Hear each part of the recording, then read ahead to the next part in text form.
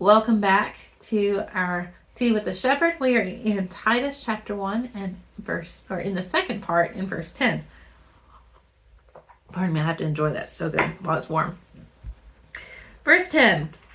For there are many rebellious people, mere talkers and deceivers, especially those of the circumcision group.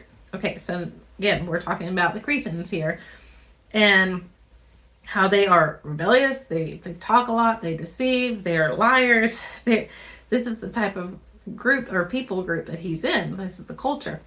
But it's not just that. He's saying this specifically of those of the circumcision group, which is referring to the Judaizers, which I can never say that word every time I try to say it. I don't think it comes out right. But these are the ones that were saying we talked about this in Galatians and then in several other passages or several of the other letters. These were the people that said in order to be a Christian, to be a follower of Christ, then you had to follow the rules of being Jewish, which means you had to be circumcised and you had to follow all the laws of the Jews, which Paul deals with in Galatians and also in Romans and several other books. In verse 11, they must be silenced or muzzled so that they're not teaching in the church or causing confusion and chaos. They should not be teachers of any sort or having a voice in the church because they will cause ruin. As he says, because they are ruining households by teaching things they ought not to teach, and that for the sake of dishonest gain. So all they're doing, they're in these teaching positions just for dishonest gain.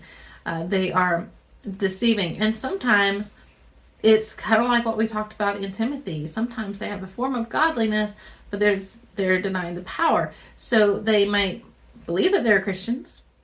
You might believe that they're doing all the right things, but there's deep-seated sin that is a stronghold. And until you've vetted them out fully and to see where they are, they should not be in a teaching position, lest they cause ruin to families and to the church.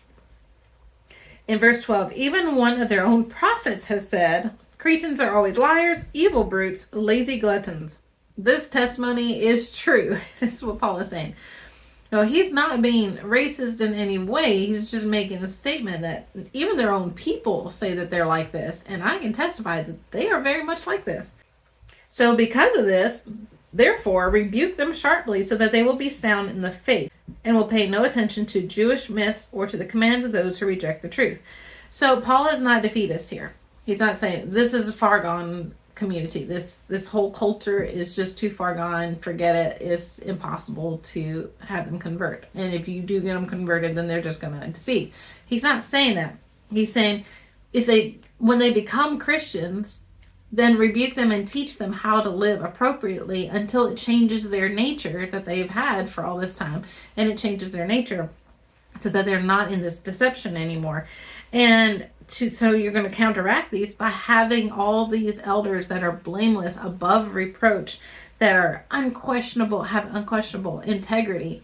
That's why he's being so strong on all of these guidelines for these elders. You have to have people in this kind of position that are going to be so far above reproach that there can be no question as to their validity or their pureness. And he's saying, so to counteract that culture, you're going to get these elders and you're going to appoint them in different places so that they are these God-fearing men, these that represent the truth. They're going to be everywhere, and it's going to begin to flip things around. So we continue on, and that's what we should do in every state and in our nation.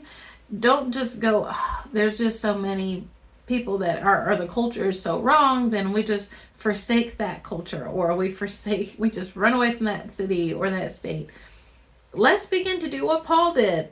Appoint people, teach people, get them to a point where you choose people that are blameless and pure before God, and you appoint them in certain places within the city, and you begin to allow them to teach and to disciple all these other men and women of God and the children, and it will begin to flip the culture. So don't shrink back in fear or overwhelm or going, this is impossible, it's too much, and how are we going to change this? It's not what Paul and Titus were doing.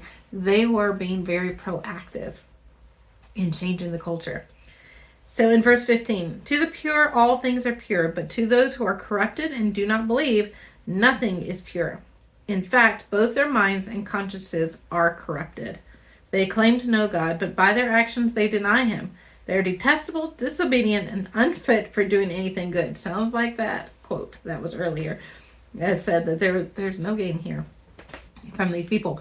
Well, yes, they are like this. They're detestable and disobedient. But Paul would not be proactive again in making sure that he appoints these people into place, these elders into place, so they can begin to do the discipling work. So don't compromise, Titus, or be deceived. You're going to be a change maker in this island, and it's going to radically change all these people. But you have to stay the course. And you have to stay pure and blameless above reproach, and you have to appoint people that are going to do the same thing. And you rally them together, you unite them together, and you position them in all these strategic areas and begin to change the culture by introducing truth and knowing how to live according to the truth. And that's how things will change. So we will pick up tomorrow in Titus 2.